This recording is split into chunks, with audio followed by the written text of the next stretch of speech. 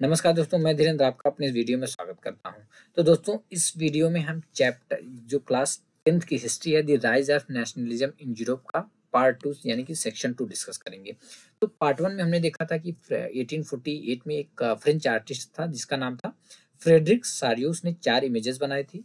4 images में उसने अपने सपनों का संसार बनाया था, अपना ड्रीम वर्ल्ड बनाया था, जो कि उसके हिसाब से, उसके अकॉर्डिंग डेमोक्रेटिक और सोशल रिपब्लिक का बना हुआ था। उसके बाद हमने देखा कि फर्स्ट जो इमेज उसने बनाई थी दोस्तों, उसमें उसने अमेरिका और यूरोप के लोगों को दिखाया था कि डिफरेंट समुदाय के सोसाइटी के सारे सेक्शन के लोग एक लंबी कतार में जा रहे हैं, मेंस और वुमेन्स, और स्टैच्यू ऑफ लिबर्टी को क्या कर रहे हैं, होमेज दे रहे हैं। ठीक है। और उसके बाद हमने क्या देखा, ब्रीफ में दोस्तों हमने फ्रेंच रिवॉल्यूशन के बारे में देखा और आइडिया ऑफ नेशन के बारे में देखा। और उसके बाद हमने देखा कि जो नेपोलियन कोड आया, नेपोलियन ने बहुत सारे एडमिनिस्ट्रेटिव मेजर जो इंट्रोड्यूस किए एडमिनिस्ट्रेटिव फील्ड में। ठीक है। और जब जो नेपोलियनिक कोड आया था, जिसको सिविल कोड भी बोला जाता है, 1804 यानी 1804 का दोस्तों, उससे हमने देखा कि जो प्रिविलेजेस था, यानी जो जो स्पेशल राइट्स मिलते थे बाय बर्थ, नेपोलियन ने उसको खत्म कर दिया। उसके बाद उसने इक्वलिटी बिफोर द लॉ को इस्टेब्लिश किया और राइट टू प्रॉपर्टी को सिक्योर कर दिया। ठीक है। उसके बाद जो है कि हमने ये भी देखा दोस्तों, डच रिपब्लिक में, स्विट्जरलैंड में, इटली में और जर्मनी में नेपोलियन ने जो एडमिनिस्ट्रेटिव डिवीजन था उसको सिंप्लीफाई कर दिया और उसने फ्यूडल सिस्टम को क्या कर दिया, अबोलिश कर दिया। ठीक है। तो सेकंड सेक्शन में देखेंगे the making of nationalism in Europe. ठीक है। तो दोस्तों, अगर आप मिड 18th सेंचुरी यूरोप का मैप देखोगे ना, तो यू विल फाइंड कि आज के टाइम में, जिसको हम नेशन स्टेट के नाम से जानते हैं, उस टाइम में कोई भी ऐसा नेशन स्टेट एग्जिस्ट नहीं करता था। तो जैसे कि आज के टाइम में जो जर्मनी, इटली, स्विट्जरलैंड, जिसको हम जर्मनी, इटली और स्विट्जरलैंड लैंड के नाम से जानते हैं दोस्तों, वे क्या थे, एक किंगडम्स, डकीज और कैंटोन में डिवाइडेड थे। और इनके जो रूलर्स थे, उनकी ऑटोनोमस जो है टेरिटरीज होती थी। ठीक है। अब जैसे किंगडम तो आपको समझ में आ गया, तो डकीज और कैंटोन से कंफ्यूज नहीं होने का, कि जैसे किंगडम, जैसे राजा अकेले तो पूरा किंगडम संभाल नहीं सकता था। तो जैसे अभी के टाइम में क्या होता है, सेंट्रल गवर्नमेंट होती है। सेंट्रल गवर्नमेंट क्या करती है कि जो हमारी कंट्री की मेन कौन है, सेंट्रल गवर्नमेंट है। सेंट्रल गवर्नमेंट में क्या है, छोटे छोटे स्टेट्स हैं। ठीक है। तो स्टेट्स को स्टेट गवर्नमेंट यानी कि चीफ मिनिस्टर हैंडल करता है। उसी प्रकार से डकीज होते थे। ठीक है। डकीज और कैंटोन्स यानी कि किंगडम, ये छोटे होते थे किंगडम से। ठीक है। एक हिसाब से मान लो कि प्रोविंस या प्रिंसली स्टेट जैसा मान लो इनको। और ईस्टर्न एंड सेंट्रल यूरोप अगर देखोगे आप दोस्तों, तो जो ईस्टर्न और सेंट्रल यूरोप था वह ऑटोक्रेटिक मोनार्कीज के अंडर में था। और इनकी जो टेरिटरीज थी, उस टेरिटरीज में डाइवर्स पीपल रहते थे, यानी डाइवर्स लोग, डिफरेंट सेक्शन के, मतलब डिफरेंट सेक्शन के लोग या डिफरेंट लोग रहते थे। ठीक है। और सबसे बड़ी प्रॉब्लम क्या थी दोस्तों, कि they did not see themselves as sharing a collective identity और ए कॉमन कल्चर। वे बिल्कुल भी ऐसा नहीं मानते थे कि हमारा जो कल्चर है कॉमन है, या जो कलेक्टिव आइडेंटिटी की भावना जो थी वो बिल्कुल भी नहीं मानते थे। ठीक है। ऐसा नहीं मानते थे कि हमारा जो कल्चर है सारे लोगों का सेम है, यानी इस किंगडम में जितने लोग रहते थे वो ये नहीं मानते थे कि इस किंगडम में सारे रहने वाले लोगों का जो कल्चर है सेम है, या ये सारे लोग एक हैं। ठीक है। यहाँ तक कि दोस्तों, वे डिफरेंट लैंग्वेज बोलते थे और डिफरेंट एथनिक ग्रुप से बिलोंग करते थे। अब जैसे एग्जाम्पल के लिए हम ले लेते हैं हैब्सबर्ग एम्पायर, जो कि ऑस्ट्रिया और हंगरी पे रूल करता था। ठीक है। यह पैचवर्क था बहुत सारे डिफरेंट रीजन्स और पीपल्स का। पैचवर्क मतलब कि एक छोटे छोटे रीजन्स का और कुछ डिफरेंट लोगों का जोड़कर बना हुआ था। ठीक है। छोटे छोटे रीजन्स का जोड़कर बना हुआ था और डिफरेंट लोग थे। ठीक है। अब इसमें जैसे कि क्या क्या आता था, अल्पाइन रीजन का अगर दें, अल्पाइन रीजन का जैसे टायरोल, ऑस्ट्रिया और सुडेनलैंड आता था। यहाँ तक कि बोहेमिया, जहाँ की जो अरिस्टोक्रेसी लोग थे वहाँ पे प्रीडोमिनेंटली जर्मन स्पीकिंग थी। ठीक है। जो बोहेमिया था दोस्तों, वहाँ पे जो अरिस्टोक्रेसी लोग थे वे प्रीडोमिनेंटली जर्मन स्पीकिंग थे, यानी कि ज्यादातर लोग क्या बोलते थे, जर्मन बोलते थे। इसमें दोस्तों जो लोम्बार्डी और वेनेशिया का इटालियन स्पीकिंग प्रोविंस था वो भी आता था। अब हंगरी में देखें तो हंगरी की दोस्तों हाफ ऑफ द पॉपुलेशन जो थी वो मगयार बोलती थी, जबकि और आधी जो पॉपुलेशन थी वो वैरायटी ऑफ डायलेक्ट्स बोलती थी, यानी कि लोकल लैंग्वेज बोलते थे। ठीक है। और गलेशिया में देखोगे तो गलेशिया में जो अरिस्टोक्रेसी थी वह पॉलिश बोलती थी। पोलैंड के बगल में है गलेशिया, तो वह पॉलिश बोलते थे। ठीक है। तो इन 3 डोमिनेंट ग्रुप्स के अलावा दोस्तों, उस टेरिटरी में या इस एम्पायर की बाउंड्री के अंदर मास ऑफ सब्जेक्ट पीजेंट्स लोग भी रहते थे, यानी बहुत सारे लोग जो है कि किसान लोग रहते थे। जैसे Bohemians and Slovaks to the north, नॉर्थ में बोहेमियास और स्लोवाक्स, और स्लोवियंस जो है कि कार्निवाला में, क्रोट्स जो थे वे साउथ में, और रूमन्स जो थे वो ईस्ट में इन ट्रांसिल्वानिया में। ठीक है। तो दोस्तों such differences did not easily promote a sense of political unity. तो दोस्तों सीधी सी बात है, इतना जो ज़्यादा जो डिफरेंट था, डिफरेंट सेक्शन के लोग थे, डिफरेंट लैंग्वेज बोलते थे, तो इस प्रकार के जो डिफरेंसेस थे इनसे तो सीधी सी बात कन्फर्म है कि पॉलिटिकल यूनिटी का जो सेंस था वो इजीली प्रमोट नहीं हो सकता था। ठीक है, तो बात आती है जब ये लोगों के अंदर पॉलिटिकल यूनिटी या एकता की भावना ही नहीं थी, लोगों के अंदर जरा सा सेंस ही नहीं था, सेंस द सेंस की हम जो कलेक्टिव आइडेंटिटी की भावना ही नहीं थी, तो लोग बधे हुए द सेंस की एक किंगडम में रहते कैसे थे बिना किसी लाइक का। अब जैसे हम लोग एक कंट्री में रह रहे हैं, हम लोग एक दूसरे से लड़ते नहीं, क्योंकि हम जानते हैं कि हम अपनी कंट्री के प्रति, अब यानी कि हम एक कंट्री में रहते हैं, हम लोग एक हैं, हमारे अंदर एक कलेक्टिव आइडेंटिटी की भावना है। तो किंगडम में आखिर में कैसे लोग रहते थे? किंगडम में तो वो मानते, उनके अंदर जरा सी भी एक कलेक्टिव आइडेंटिटी का भावना तो था ही नहीं। तो दोस्तों the only tie binding these diverse group together was a common allegiance to the emperor. तो दोस्तों जो टाई उनको बाइंड करता था, जो डाइवर्स ग्रुप को एक साथ जो बांध कर रखता था, यानी एक दूसरे से जो मिल जुल कर रहते थे, किस वजह से? Was a common allegiance to the emperor. Allegiance का मतलब होता है कि निष्ठा, राजा के प्रति उनकी निष्ठा थी। ठीक है, सारे लोग की निष्ठा किसके प्रति थी? राजा के प्रति थी। ठीक है, तो how did nationalism and the idea of the nation state emerge? तो दोस्तों जो नेशनलिज्म था और जो नेशन स्टेट का जो आइडिया था, जो विचार था, वह किस प्रकार से इमर्ज हुआ? The aristocracy and the new middle class. तो दोस्तों सोशली और पॉलिटिकली अगर देखा जाए ना, तो जो लैंडेड अरिस्टोक्रेसी थी वह डोमिनेंट क्लास थी किस पे? यूरोप यूरोप कंटिनेंट पे। ठीक है, लैंडेड अरिस्टोक्रेसी का मतलब जो अरिस्टोक्रेट थे उनके पास काफी जमीन थी, जमीन जायदाद थे। ठीक है, तो इनको सोशली और पॉलिटिकली देखा जाए तो डोमिनेंट क्लास थे यूरोप कंटिनेंट पे। और इस क्लास के जो मेंबर थे दोस्तों, वे यूनाइटेड थे एक दूसरे से कॉमन वे ऑफ लाइफ में, यानी कि ये डिफरेंट रीजन में, जैसे कुछ इस रीजन में रहते थे, कुछ यहाँ पे रहते थे, कुछ यहाँ पे रहते थे, बट फिर भी इनका जो वे ऑफ लाइफ था कॉमन था, जीवन जीने का जो तरीका था कॉमन था। अब जैसे ऐसे नहीं होता कि जब जो अमीर लोग होते हैं उनका रहन सहन, उनका मतलब एक दूसरे से उनका जो कॉमन जो वे ऑफ लाइफ होता है, जीवन जीने का तरीका होता है, बिल्कुल अलग होता है। जैसे मान लो कुछ यहाँ पे रहेंगे, कुछ यहाँ पे रहेंगे, बीच में कुछ गरीब लोग रहेंगे, बट ये लोग, इनका जीवन जीने का तरीका अलग रहता है, एक दूसरे से क्या रहते हैं? ज्वाइन रहते हैं, कॉमन रहते हैं। ठीक है, एक दूसरे से ज्यादा इनका मेल खाता है। ठीक है, तो उस टाइम पे भी ऐसा ही था कि ये डिफरेंट जो अरिस्टोक्रेट थे, ये डिफरेंट रीजन में तो रहते थे, बट इनका वे ऑफ लाइफ जो था, जीवन जीने का जो तरीका था, वो कॉमन था। ठीक है, अब जैसे कि कंट्री साइड में देखा जाए, गांव वाले एरिया में इनकी बहुत सारी जायदाद थी और टाउन हाउसेस थे। कहाँ पे? जैसे सिटीज में इनके टाउन हाउसेस बहुत जो कि घर था। ठीक है, यानी कि कंट्री साइड में इनके स्टेट थे, स्टेट द सेंस बहुत जमीन जायदाद थी इनकी, और टाउन हाउसेस थे। और दोस्तों for the purpose of diplomacy ये क्या बोलते थे? फ्रेंच बोलते थे। ठीक है, यानी कि डिप्लोमेसी के पर्पज से फ्रेंच बोलते थे, और हाई सोसाइटी में भी क्या बोलते थे? फ्रेंच बोलते थे। और जो इनकी फैमिलीज होती थी वे एक दूसरे से कनेक्टेड थी किसके through? By ties of marriage, यानी मैरिज के थ्रू। ठीक है, बट दोस्तों जो पावरफुल अरिस्टोक्रेसी थी ना, ऐसा नहीं था कि बहुत ज्यादा लोग थे, पॉपुलेशन ज्यादा थी, नहीं, न्यूमेरिकली अ स्मॉल ग्रुप, एक कुछ ही लोग थे, कुछ ही लोग इतना ज्यादा पावरफुल थे। बट जो अब बात आती है कि मेजोरिटी ऑफ पॉपुलेशन, ये लोग तो कुछ ही थे, तो मेजोरिटी ऑफ पॉपुलेशन कौन थे? तो मेजोरिटी ऑफ जो पॉपुलेशन थी दोस्तों, वो पीजेंट्री थी। ठीक है, यानी किसान लोग थे। सिर्फ वेस्ट में देखा जाए, यूरोप कंटिनेंट के वेस्ट में देखा जाए, तो जो बल्क ऑफ लैंड था दोस्तों, वो किसके द्वारा फार्म किया जाता था? बाय टीनेंट्स के द्वारा और स्मॉल ओनर्स के द्वारा। यानी वेस्ट वाला जो एरिया था दोस्तों, उसकी जो उस पर खेती किसके द्वारा? टीनेंट्स के द्वारा, यानी जो छोटे किसान होते थे या छोटे छोटे जो ओनर होते थे उनके थ्रू की जाती थी। जबकि ईस्टर्न वाला रीजन देखोगे और सेंट्रल यूरोप को देखोगे ना, जो पैटर्न ऑफ लैंड होल्डिंग थी was characterised by vast state which were cultivated by serfs. Serf जैसा कि हम जानते हैं कि जो कि दूसरे पे खेती करते हैं।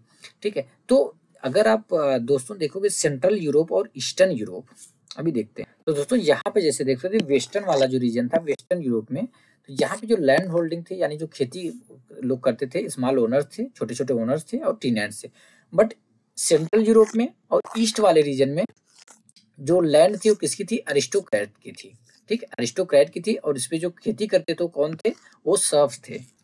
तो दोस्तों वेस्टर्न यूरोप में देखा जाए, वेस्टर्न यूरोप में और पार्ट ऑफ सेंट्रल यूरोप, यानी सेंट्रल यूरोप के पार्ट में इंडस्ट्रियल प्रोडक्शन और ट्रेड के ग्रोथ होने का मतलब था कि टाउन्स का ग्रोथ होना और कॉमर्शियल क्लासेस का इमर्ज होना। ठीक है, यानी कि इंडस्ट्रियल प्रोडक्शन के ग्रोथ होने से और ट्रेड के ग्रोथ होने से टाउन्स का ग्रोथ जो है कि हो रहा था, और कॉमर्शियल क्लासेस इमर्ज हो रहे थे, whose existence was based on production for the market। और ये जो कॉमर्शियल क्लासेस थे दोस्तों, इनका जो एग्जिस्टेंस था, इनका जो अस्तित्व था, उस किस पे बेस्ड था?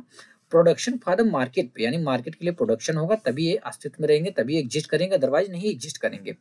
और जैसा कि हम जानते हैं इंग्लैंड में जो इंडस्ट्रियलाइजेशन था दोस्तों, वह कब स्टार्ट होता है? वह second half of the 18th century, 18th century के सेकेंड हाफ में स्टार्ट होता है। बट फ्रांस में और जर्मन के पार्ट्स में, जर्मन स्टेट के जो पार्ट्स थे, वहां पे कब स्टार्ट होता है? यह 19th सेंचुरी के दौरान जो है कि स्टार्ट होता है। तो जब इंडस्ट्रियलाइजेशन स्टार्ट होता है तो दोस्तों इसके बाद क्या होता है? नए नए सोशल ग्रुप्स जो है कि अस्तित्व में आते हैं, जैसे कि वर्किंग क्लास पॉपुलेशन और मिडिल क्लास जो है कि इमर्ज होती है। वह मिडिल क्लास जो कि किनकी बनी हुई थी? जिसमें कि इंडस्ट्रियलिस्ट थे, बिजनेसमैन थे, प्रोफेशनल थे। ठीक है, यानी कि इंडस्ट्रियलाइजेशन की ग्रोथ होने से या जब इंडस्ट्रियलाइजेशन स्टार्ट होता है तो नए नए सोशल ग्रुप्स जो है कि अस्तित्व में आते हैं, या नए नए सोशल ग्रुप्स इमर्ज होते हैं, जैसे कि वर्किंग क्लास पॉपुलेशन हो गया, उसके बाद मिडिल क्लास हो गया। वह मिडिल क्लास जो कि इंडस्ट्रियलिस्ट, बिजनेसमैन और प्रोफेशनल का बना हुआ था। In central and eastern Europe these groups were smaller in number. तो दोस्तों हम देखो सेंट्रल यूरोप में और ईस्टर्न यूरोप में यह जो ग्रुप्स थे कम थे। क्यों? क्योंकि यहाँ पे अरिस्टोक्रेसी ज़्यादा थी, अरिस्टोक्रेट थी, और यहाँ पे सब जो है कि खेती करते थे। अरिस्टोक्रेट की लैंड पे खेती कौन करते थे? सब करते थे। और ये ज़्यादा करके किधर हुआ? वेस्ट में ज़्यादा थे लोग। क्यों? क्योंकि वहाँ पे स्मॉल ओनर थे, टीनेंट्स थे, ठीक है, जो कि खुद पे डिपेंडेंट थे। कब तक? Till late 19th century। It was among the educated liberal middle classes that idea of national unity following the abolition of aristocratic privileges gained popularity। तो दोस्तों अरिस्टोक्रेटिक प्रिविलेजेस के अबोलिश होने के बाद यह जो है कि एजुकेटेड लिबरल मिडिल क्लासेस के बीच जो नेशनल यूनिटी की जो नेशनल यूनिटी का जो आइडिया था, नेशनल यूनिटी का जो विचार था, वह पॉपुलैरिटी जो है कि गेन करता है। What did liberal nationalism stand for? तो दोस्तों हम देखेंगे कि लिबरल नेशनलिज्म का मतलब क्या था। तो इसका मतलब हम दो स्फेयर में समझेंगे, एक पॉलिटिकल स्फेयर में, दूसरा इकोनॉमिकल स्फेयर में। तो अर्ली 19th सेंचुरी यूरोप में जो नेशनल यूनिटी का विचार था वह क्लोजली अलाइड था किससे? लिबरलिज्म की आइडियोलॉजी से। आइडियोलॉजी यानी विचारधारा, लिबरलिज्म की विचारधारा से संबंधित था। तो दोस्तों जो टर्म लिबरलिज्म है वो किससे डिराइव किया गया है? लैटिन वर्ड लाइबर से, जिसका मतलब होता है फ्री। तो जो न्यू मिडिल क्लासेस थी दोस्तों, जो न्यू मिडिल क्लासेस इमर्ज हो रही थी, उनके लिए लिबरलिज्म का क्या मतलब था? उनके लिए लिबरलिज्म का मतलब था कि freedom for the individual and equality of all before the law. तो जो न्यू मिडिल क्लासेस थी दोस्तों, जो कि इमर्ज हो रही थी इंडस्ट्रियलाइजेशन के बाद इमर्ज हो रही थी, इनके लिए लिबरलिज्म का मतलब था कि इंडिविजुअल को आज़ादी हो, यानी कि हर इंडिविजुअल को क्या हो? आज़ादी हो या फ्रीडम हो, और equality of law before equality of all before the law, और लॉ के सामने, कानून के सामने सारे लोग इक्वल हों। अगर पॉलिटिकली देखा जाए दोस्तों तो यह गवर्नमेंट बाय कंसेंट के कॉन्सेप्ट पे एम्फसाइज कर रहा था। ठीक है, यानी जो लिबरलिज्म था वह गवर्नमेंट बाय कंसेंट के कॉन्सेप्ट की ओर जोर दे रहा था। ठीक है, यानी जो गवर्नमेंट हो बाय कंसेंट हो, सारे लोगों के कंसेंट से हो। ठीक है, यानी कि एक हिसाब से समझ लो डेमोक्रेसी, यानी वोटिंग हो, सारे लोग जिसपे और एग्री हो उसी की सरकार बने। तो दोस्तों फ्रेंच रिवॉल्यूशन के बाद हमने क्या देखा कि liberalism had stood for the end of autocracy and political privileges, a constitution and representative government through parliament। तो दोस्तों फ्रेंच रिवॉल्यूशन के बाद से लिबरलिज्म का मतलब था कि अरे ऑटोक्रेसी जो है और क्लरिकल जो प्रिविलेजेस हैं, जो स्पेशल राइट्स हैं, उनका खत्म होना, और एक ऐसी गवर्नमेंट हो जो कि कॉन्स्टिट्यूशन के थ्रू और पार्लियामेंट, एक रिप्रेजेंटेटिव गवर्नमेंट है जो कि कॉन्स्टिट्यूशन और पार्लियामेंट के थ्रू हो।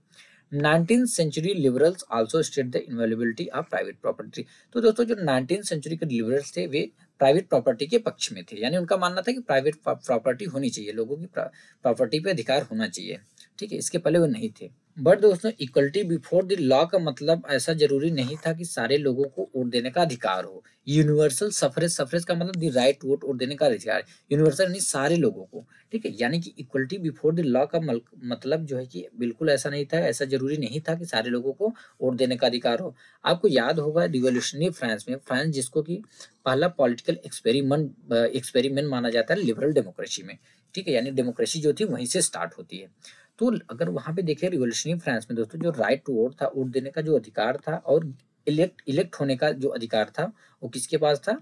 वो ग्रांट किया गया था exclusively to property owing man, यानी जो प्रॉपर्टी ओविंग मैन थे, जिनके पास प्रॉपर्टी थी, उन्हीं को ग्रांट किया गया था। और जो मेन विदाउट प्रॉपर्टी थे, यानी बिना प्रॉपर्टी वाले जो मेन थे और जो वुमेन्स थे, उनको एक्सक्लूड किया गया था पॉलिटिकल राइट्स से। उनको पॉलिटिकल राइट्स नहीं दिया गया था, पॉलिटिकल अधिकार उनके छीन लिए गए थे। छीन क्या लिए गए थे? उनको दिया ही नहीं गया था, ठीक है। But only for a brief period, यानी छोटे से टाइम के लिए या कुछ ही समय के लिए, जब जैकोबिन्स की गवर्नमेंट आती है, तब जो है कि सारे एडल्ट मेल्स को जो है कि वोट देने का अधिकार मिलता है। बट दोस्तों, जब नेपोलियनिक कोड आता है, नेपोलियन के आने के बाद, ठीक है, तो जो वोट देने का अधिकार था उसको लिमिटेड कर दिया जाता है और वुमेन्स को स्टेटस दे दिया जाता है, किसका? माइनर का। और उनको, वो जो वुमेन्स थी, उनको फादर और हस्बैंड के अधीन कर दिया जाता है। तो दोस्तों, थ्रू आउट 19th और अर्ली 20th सेंचुरी जो वुमेन्स थी और जो नॉन प्रॉपर्टाइड मेन्स थे, यानी जिनके पास प्रॉपर्टी नहीं थी, वे इक्वल पॉलिटिकल राइट के लिए क्या कर रहे थे? ऑर्गेनाइज कर रहे थे आंदोलन। इसके अगेंस्ट में आंदोलन ऑर्गेनाइज कर रहे थे। उन्होंने बहुत आंदोलन चलाए। In the economic sphere, political sphere में हमने देख लिया। पॉलिटिकल स्फेयर में हमने क्या देखा कि लिबरलिज्म का क्या मतलब था दोस्तों? कि गवर्नमेंट बाय कंसेंट, ठीक है। अब इकोनॉमिक स्फेयर में देखें तो इकोनॉमिक स्फेयर में दोस्तों, जो लिबरलिज्म का मतलब था कि फ्रीडम ऑफ मार्केट, जो मार्केट हो उसको फुली आज़ादी हो, मार्केट फ्री रहे, and the abolition of state impose restriction on the movement of goods and capital, ठीक है। और दूसरा क्या मतलब था कि जो गुड्स हैं और जो कैपिटल है, उनके मूवमेंट पे जो रिस्ट्रिक्शन इम्पोज किया गया स्टेट के द्वारा, उसको एबोलिश कर दिया जाए, ठीक है। यानी इकोनॉमिक स्फेयर में लिबरलिज्म का मतलब था दोस्तों कि मार्केट जो है पूरी तरीके से फ्री हो, मार्केट को फ्रीडम मिले, और जो गुड्स यानी सामानों का और जो कैपिटल्स का मूवमेंट होता है, उसकी आवाजाही होती है, उस पर जो स्टेट इम्पोज रिस्ट्रिक्शन है, उसको अबोलिश कर दिया जाए, उसको खत्म कर दिया जाए। तो दोस्तों, during the 19th century this was a strong demand of the emerging middle classes. तो 19th सेंचुरी के दौरान दोस्तों, यह बहुत ही एक स्ट्रॉन्ग डिमांड थी किसकी? इमर्जिंग मिडिल क्लास की, जो मिडिल क्लास इमर्ज हो रही थी, ठीक है। 19th सेंचुरी के दौरान क्या हुआ था? जो इंडस्ट्रियलाइजेशन स्टार्ट हुआ था। चलो जैसे एक एग्जांपल लेते हैं, German speaking region, first half of the 19th century में Napoleon's administrative measure had created out of countless small principalities a confederation of 39 state. तो दोस्तों, नेपोलियन ने एडमिनिस्ट्रेटिव मेजर्स इंट्रोड्यूस किए थे, उससे उसने क्या किया कि जो काउंटलेस स्मॉल प्रिंसिपलिटीज थी, यानी छोटी छोटी बहुत सारी रियासतें थी, उनको जोड़कर उसने क्या बनाया? 39 स्टेट का एक कॉन्फेडरेशन बनाया। अब इनमें से सारे स्टेट की खुद की करेंसी थी, खुद की वेट और मेजर्स थे, ठीक है। यानी कि 39 जो स्टेट थे दोस्तों, इनकी खुद की करेंसी थी, यानी कि हर स्टेट के डिफरेंट एक करेंसी थी। इनका वेट करने का जो एक सिस्टम था, मेजर करने का एक अलग सिस्टम था। अगर एक मर्चेंट दोस्तों, एक व्यापारी 1833 में वह हैम्बर्ग से न्यूरेमबर्ग अपने सामान को बेचने के लिए ले जा रहा है, उसको 11 कस्टम बैरियर से पास होना पड़ता था। सोचो, 1833 में अगर हैम्बर्ग से न्यूरेमबर्ग कोई एक व्यापारी जा रहा है अपना सामान, अपना गुड्स जो है बेचने के लिए, तो उसको 11 कस्टम बैरियर से पास होना पड़ता था, और उसके बाद उसको कस्टम ड्यूटी देनी पड़ती थी। कितना? 5%, यानी 11 मल्टीप्लाइड बाई 5 कितना हो गया? 55% उसने कस्टम ड्यूटी जो है कि पे कर दी, ठीक है। ड्यूटीज जो है कि किसके हिसाब से, अब बात आती है जो कस्टम ड्यूटीज लगाई जाती थी दोस्तों, किसके हिसाब से लगाई जाती थी? वह वेट की और मेजरमेंट के हिसाब से लगाई जाती थी। किसके वेट और मेजरमेंट? जो जिस गुड्स को, जिस सामान को बेचने के लिए ले जा रहा है। अब as each region had its own system of weights and measure, जैसा कि अभी हमने देखा कि जितने रीजन थे उनका अलग ही सिस्टम ऑफ वेट और मेजर का अलग सिस्टम था, उनका खुद का सिस्टम था। इससे टाइम कंज्यूम होता था कैलकुलेशन में, ठीक है। अब एग्जाम्पल के लिए, एक एलए का मतलब था, जैसे 1 मीटर होता है ना। अब 1 मीटर को हमने क्या किया है? एक स्टैंडर्ड है, 1 मीटर में कितना होता है? 100 सेंटीमीटर हर जगह के लिए। ऐसा नहीं है कि किसी कंट्री में इसका 1 मीटर का मतलब होगा 10 सेंटीमीटर, नहीं, हर जगह स्टैंडर्डाइज्ड है कि 100 सेंटीमीटर होता है। बट उस टाइम नहीं था। जैसे कि एग्जाम्पल के लिए, एक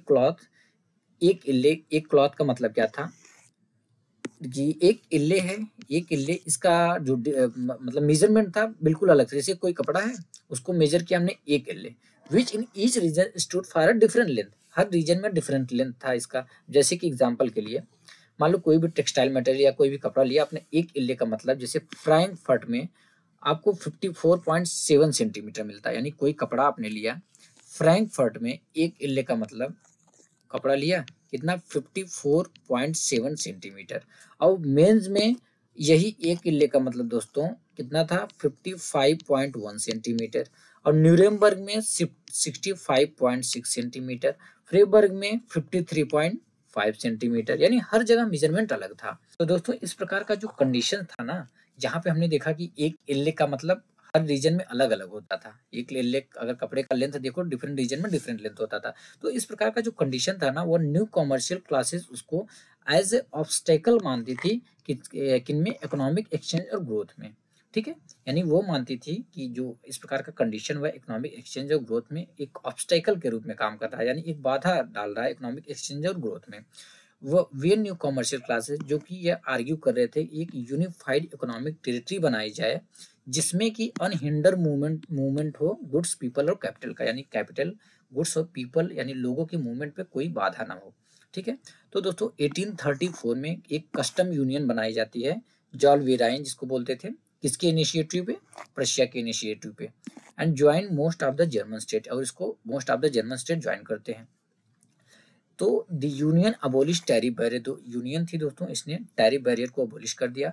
और नंबर ऑफ जो करेंसी थी जो कि 30 से ज़्यादा थी, ओवर 30 थी, 30 से ज़्यादा थी, उसको कम करके कितना कर दिया 2 कर दिया। यानी जो नंबर ऑफ करेंसीज पहले 30 से भी ज़्यादा थी वह केवल 2 रह गई। ठीक है, the creation of a network of railway for the stimulated mobility, तो जो रेलवे के नेटवर्क को और ज़्यादा बनाने से जो मोबिलिटी होती है और ज़्यादा तेजी आता है उसमें।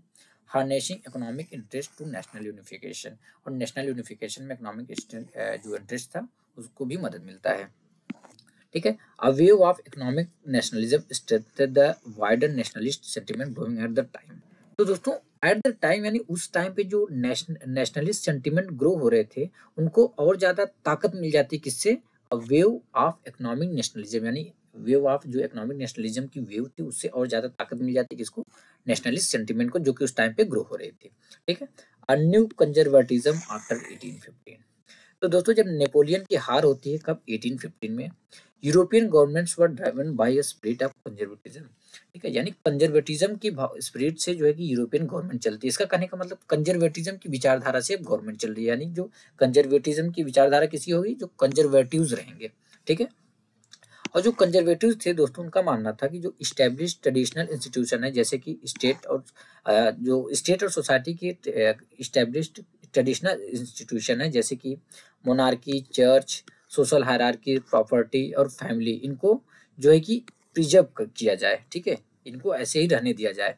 और most conservatives however did not propose a return to the society of revolutionary days. तो बट ज़्यादातर जो कंजर्वेटिव थे दोस्तों वे ऐसा बिल्कुल भी नहीं चाहते थे कि जो प्री रिवॉल्यूशनरी डेज की सोसाइटी थी वैसी ही रहे, यानी कि जो रिवॉल्यूशन नहीं हुआ था उसके पहले की जो सोसाइटी थी वैसा बिल्कुल लोग नहीं चाहते। वो चाहते थे हाँ कुछ बदलाव हो।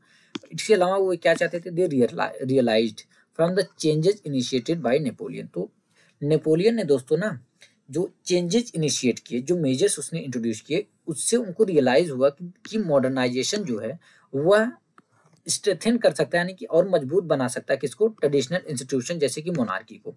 ठीक है, यानी कि इनका कहने का मतलब था जो मॉडर्नाइजेशन की वजह से जो मोनार्की है वो और ज़्यादा मजबूत हो सकती है। It could make state power more effective and strong. यह जो मॉडर्नाइजेशन है दोस्तों वह स्टेट की पावर को जो कि और ज़्यादा इफेक्टिव और स्ट्रांग बना सकता है। एक modern army and efficient bureaucracy and dynamic economy, the abolition of feudalism and serfdom could strengthen the autocratic monarchies of Europe. तो दोस्तों एक मॉडर्न आर्मी, एक एफिशिएंट ब्यूरोक्रेसी और एक डायनामिक इकोनॉमी और फ्यूडलिज्म और सर्वडम को एबोलिश करने से ये जो है कि जो यूरोप की ऑटोक्रेटिक मोनार्की थी उनको और ज़्यादा ताकत प्रोवाइड कर सकती थी। ठीक है, यानी कि जो अगर एक मॉडर्न आर्मी हो, एक एफिशिएंट ब्यूरोक्रेसी हो, एक डायनामिक इकोनॉमी हो, ये और ज़्यादा पावर जो है कि पावरफुल बना सकती हैं जो ऑटोक्रेटिक मोनार्की थी यूरोप की। 1815, तो दोस्तों 1815 में जो रिप्रेजेंटेटिव थे किसके, यूरोपियन पावर्स के, कौन कौन, Britain, Russia, Prussia and Austria, इन्होंने ही मिलकर किसको हराया था, नेपोलियन को। ठीक है दोस्तों, नेपोलियन को कौन कौन हराया था, अकेले कोई नहीं हराया था, यूरोपियन पावर्स जैसे कि ब्रिटेन, रशिया, प्रशिया और ऑस्ट्रिया, इन चारों लोगों ने मिलकर नेपोलियन को हराया था। तो ये वियना में मिलती हैं और क्या ड्रॉप करती हैं, सेटलमेंट फॉर यूरोप, यूरोप के लिए सेटलमेंट ड्रॉ करती हैं। दी कांग्रेस जो जो मीटिंग थी किसके द्वारा होस्ट की गई थी, ऑस्ट्रियन चांसलर ड्यूक मेटरनिक के द्वारा। ये नाम याद कर लेना, ड्यूक मेटरनिक ने इसको होस्ट किया था। जो डेलीगेट्स दोस्तों due of the treaty of Vienna of 1815। तो दोस्तों इन्होंने 1850 में जो ट्रीटी ऑफ वियना थी, वियना की ट्रीटी को इन्होंने तैयार किया और इनका ऑब्जेक्ट क्या था, ठीक है, यानी इनका मकसद क्या था, of undoing most of the changes that had come about in Europe during the Napoleonic wars. तो इनका मेन मोटिव जो था दोस्तों, इनका जो ऑब्जेक्टिव था वो ये था कि यूरोप में जितने भी नेपोलियन ने जो भी चेंजेस लाए हैं यूरोप में, उसको ये अनडू करेंगे, उसको फिर से वैसे करेंगे जो कि नेपोलियन के आने के पहले था, ठीक है। जैसे तो बाबन डायनेस्टी थी, जिसको कि नेपोलियन ने फ्रेंच रिवॉल्यूशन के टाइम पे उसको डिपोज कर दिया गया था, हटा दिया गया था, उसको फिर से पावर में लाया जाता है, रिस्टोर किया जाता है। एंड फ्रांस जो है कि अपनी उन सारी टेरिटरीज को लॉस्ट कर देता है, यानी फ्रांस की वो सारी टेरिटरीज छीन ली जाती हैं जो कि उसने एनेक्स किया था, कब्जा किया था, कब, नेपोलियन के टाइम में, ठीक है। सीरीज ऑफ जो बहुत सारे स्टेट्स बनाए सेटअप किए जाते हैं फ्रांस की बाउंड्री पे, ताकि फ्रेंच जो है कि फ्यूचर में एक्सपैंड ना कर पाए, वो एक्सपेंशन ना हो पाए, इसलिए उसकी बाउंड्रीज पे बहुत सारे स्टेट्स बनाए जाते हैं। इसलिए जो kingdom of Netherland which included Belgium, जो किंगडम ऑफ नीदरलैंड था जिसमें बेल्जियम भी आता था, was set up in the north, उसको नॉर्थ में सेटअप किया गया। And Genoa was added to the Piedmont in the south, और जिनोवा को ऐड किया गया किसमें, पेडमोंट इन द साउथ में। Prussia was given important new territory, Prussia को नई इंपॉर्टेंट नई टेरिटरी दी गई, कहाँ पे, ऑन इट्स वेस्टर्न फ्रंटियर पे, ठीक है। जबकि ऑस्ट्रिया को जो है कि कंट्रोल दिया गया किसका, नदर्न इटली का। बट जो जर्मन कॉन्फेडरेशन था, 39 स्टेट का हमने देखा, छोटी छोटी प्रिंसिपलिटीज को, छोटी छोटी जो रियासतें थी उसको एक, उसने 39 स्टेट का कॉन्फेडरेशन बनाया था, किसने, नेपोलियन ने। तो बट इसको इन्होंने कुछ भी टच नहीं किया, इसको एज इट इज रहने दिया, ठीक है। In the east Russia was given part of Poland, तो ईस्ट में रशिया को पोलैंड का कुछ हिस्सा दिया गया। जबकि Prussia was given a portion of Saxony, तो जो प्रशिया था उसको सैक्सोनी का कुछ पोर्शन दिया गया। तो दोस्तों अब बात आती है कि इनका इंटेंशन क्या था, इंटेंशन द सेंस इनका मकसद क्या था। ये टेरिटरीज, कुछ स्टेट को दे रहे हैं, कुछ टेरिटरीज कुछ दूसरे स्टेट को दे रहे हैं। तो इनका जो मेन इंटेंशन था दोस्तों वह था कि restore the monarchy that had been overthrown by Napoleon, की नेपोलियन ने जितने मोनार्कीज को ओवरथ्रो कर दिया था, हटा दिया था, उनको फिर से रिस्टोर करना, उनको फिर से पावर में लाना था। And create a new conservative order in Europe, और क्या इनका मकसद था, यूरोप में एक नया कंजर्वेटिव ऑर्डर बनाने का। तो दोस्तों हमने क्या देखा कि किंगडम ऑफ नीदरलैंड जो है सेटअप किया गया कहाँ पे, नॉर्थ में, ठीक है। यहाँ पे हमने देखा कि किंगडम ऑफ नीदरलैंड सेटअप किया गया, इसमें बेल्जियम था। और उसके बाद जेनोवा को पिडमॉन्ट जो कि साउथ में था, इसमें ऐड कर दिया गया, ये है जेनोवा, ठीक है, इसको ऐड कर दिया गया पिडमॉन्ट में, ठीक है, ये है पिडमॉन्ट, इसमें इसको ऐड कर दिया गया। और ऑस्ट्रिया जो था, ऑस्ट्रिया को जो है कि कंट्रोल दे दिया गया किसका, नदर्न इटली का, जो ऑस्ट्रियन एम्पायर था उसको नदर्न इटली का कंट्रोल दे दिया गया। और उसके बाद जो प्रशिया था, प्रशिया को उसके वेस्टर्न फ्रंटियर पे कुछ इंपॉर्टेंट जो है कि टेरिटरीज दी गई। और उसके बाद हमने क्या देखा, ईस्ट में जो रशिया था, रशिया को पोलैंड का पार्ट दे दिया गया। और उसके बाद हमने क्या देखा कि जो प्रशिया था उसको सैक्सोनी का कुछ पोर्शन जो है कि दिया गया, ठीक है। तो दोस्तों जो कंजर्वेटिव रेजिम था जो कि 1815 में सेटअप किया गया था, रेजिम यानी कि जो शासन था, कंजर्वेटिव शासन जो कि 1815 में सेटअप किया गया था, वो बहुत ज्यादा ऑटोक्रेटिक था। ऑटोक्रेटिक का मतलब निरंकुश, ठीक है, बहुत ही ज्यादा निरंकुश था। वे किसी भी प्रकार का क्रिटिसिज्म और डिसेंट जो है कि टॉलरेट नहीं करते थे, और वे उन सारी एक्टिविटीज को दबा रहे थे, उन सारी एक्टिविटीज को कब करने की कोशिश कर रहे थे जो भी एक्टिविटीज उनके ऑटोक्रेटिक गवर्नमेंट की लेजिटिमेसी पे क्वेश्चन खड़ा कर रहा था, ठीक है। यानी कि हर उन चीजों को, हर उन एक्टिविटीज को दबा दे रहे थे जो भी उनकी लेजिटिमेसी पे सवाल उठाता था। उनमें से ये जो ऑटोक्रेटिक गवर्नमेंट थी दोस्तों, जो मोनार्कियल गवर्नमेंट थी कंजर्वेटिव्स की, इनमें से ज्यादातर लोगों ने क्या किया, सेंसरशिप लॉज इम्पोज कर दिए, ठीक है। किस लिए, ताकि न्यूज़पेपर, बुक, प्लेज सॉन्ग्स में जो भी चीजें आइडियाज ऑफ लिबर्टी और फ्रीडम को रिफ्लेक्ट कर रही हैं उसको कंट्रोल किया जा सके, ठीक है, फ्रेंच रिवॉल्यूशन से रिलेटेड जो एसोसिएटेड थे, ठीक है। द मेमोरी जो फ्रेंच रिवॉल्यूशन की मेमोरीज थी दोस्तों, वह लोगों को अभी भी जो लिबरल थे उनको इंस्पायर कर रही थी। One of the major issue जो लिबरल्स ने, जो लिबरल नेशनलिस्ट थे दोस्तों, जो एक मेजर इशू उन्होंने उठाया वो क्या था, वह यह था कि फ्रीडम ऑफ द प्रेस, ठीक है। यानी वे लिबरल नेशनलिस्ट जो कि क्रिटिसाइज कर रहे थे न्यू कंजर्वेटिव ऑर्डर को, उन्होंने जो एक मेजर इशू उठाया वो था फ्रीडम ऑफ प्रेस, ठीक है। द रिवोल्यूशनरीज, तो दोस्तों 1815 के बाद रिप्रेशन के फियर ने यानी जो दमनकारी इतना दमन कर रही थी जो मोनार्कियल गवर्नमेंट थी, इसके डर से बहुत सारे लिबरल नेशनलिस्ट जो थे ना वो अंडरग्राउंड हो गए। सीक्रेट सोसाइटीज जो है थी, सीक्रेट सोसाइटीज स्प्रिंग अप होती हैं बहुत सारे यूरोपियन स्टेट्स में, ताकि जो रिवोल्यूशनरीज हैं उनको ट्रेन किया जा सके और उनकी आइडियाज को स्प्रेड किया जा सके। ठीक है, यानी कि जो रिवोल्यूशनरीज थे उनको ट्रेन करने के लिए, उनके आइडियाज को फैलाने के लिए बहुत सारे सीक्रेट सोसाइटीज जो है कि यूरोपियन स्टेट्स में इमर्ज हुई। To be revolutionary at this time, तो उस टाइम पे रिवोल्यूशनरी या क्रांतिकारी होने का क्या मतलब था? Mean commitment to oppose monarchical forms that had been established after the Vienna Congress. तो यह कमिटमेंट क्या था?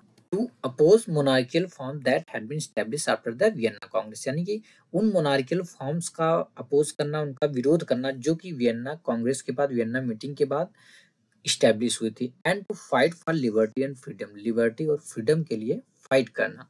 ठीक है, most of these revolutionaries also saw the creation of a nation state as a necessary part of this struggle for freedom. और दोस्तों जो ज्यादातर मोस्ट ऑफ द जो रिवोल्यूशनरी थे, ज्यादातर जो क्रांतिकारी थे, वे नेशन स्टेट के क्रिएशन को फ्रीडम के इस स्ट्रगल का एक नेसेसरी पार्ट मानते थे, एक अनिवार्य जो है कि हिस्सा मानते थे। तो दोस्तों इसी प्रकार का एक इंडिविजुअल था, एक इटालियन रिवॉल्यूशनरी था, एक इटालियन क्रांतिकारी था जिसका नाम था जोसेपी मेस्सिनी, जो कि जिनेवा में पैदा हुआ था 1807 में। वह कार्बोनारी की एक सीक्रेट सोसाइटी थी, उसका मेंबर बनता है। और जब उसकी एज 24 साल की थी तो उसको एग्जाइल कर दिया जाता है, यानी देश निकाला दे दिया जाता है। कब? 1831 में। किस लिए? लिगुआरिया में उसने रिवॉल्यूशन किया था, क्रांति छेड़ दी थी, क्रांति किया था। ठीक है, तो दोस्तों सब्सिक्वेंटली उसने दो अंडरग्राउंड सोसाइटीज बनाई, दो अंडरग्राउंड सीक्रेट सोसाइटीज सेटअप किया। पहला यंग इटली जो कि मार्सिलीज में, और दूसरा यंग यूरोप कहाँ पे? बर्न में। और जो इन सोसाइटीज के मेंबर थे वे लाइक माइंडेड यंग मैन थे, कहाँ के? पोलैंड, फ्रांस, इटली और जर्मन स्टेट्स के। ठीक है, और दोस्तों मजनी का मानना था कि जो गॉड की इच्छा के अनुसार जो नेशंस हैं वे नेचुरल यूनिट्स हैं किसके? मैनकाइंड के। इसलिए जो इटली है वह could not continue to be patchwork of small states and kingdom. So जो इटली है दोस्तों वह एक पैचवर्क नहीं रह सकता, किसका? स्मॉल स्टेट और किंगडम का। It had to be formed into a single unified republic, और इसको जोड़कर एक सिंगल यूनिफाइड रिपब्लिक बनाना बहुत ही जरूरी था। This unification alone could be the basis of Italian liberty. यह जो यूनिफिकेशन था यह अकेला है, केवल यही इटालियन लिबर्टी का बेसिस बन सकता था। फॉलोइंग हिज मॉडल, इसका मॉडल इसकी देखा देखी में सीक्रेट सोसाइटी सेटअप होती है, कहाँ पे? जर्मनी में, फ्रांस में, स्विट्जरलैंड में और पोलैंड में। और दोस्तों जो मेज़नी का रिलेंटलेस अपोजिशन था मोनार्कियल गवर्नमेंट का, यानी जो अंधाधुंध विरोध कर रहे थे मोनार्कियल गवर्नमेंट का, और जो उसका विजन था डेमोक्रेटिक रिपब्लिक का, इससे जो कंजर्वेटिव थे वो काफी डर जाते हैं। Metternich described him as the most dangerous enemy of our social order. तो मेटरनिक ने डिस्क्राइब किया उसको कि the most dangerous enemy of our social order, की हमारे सोशल ऑर्डर का सबसे डेंजरस एनिमी। यहाँ पे जैसे देख सकते हैं फिगर 7 पे, यहाँ पे है कौन? Giuseppe Mazzini and the founding of young Europe in 1833।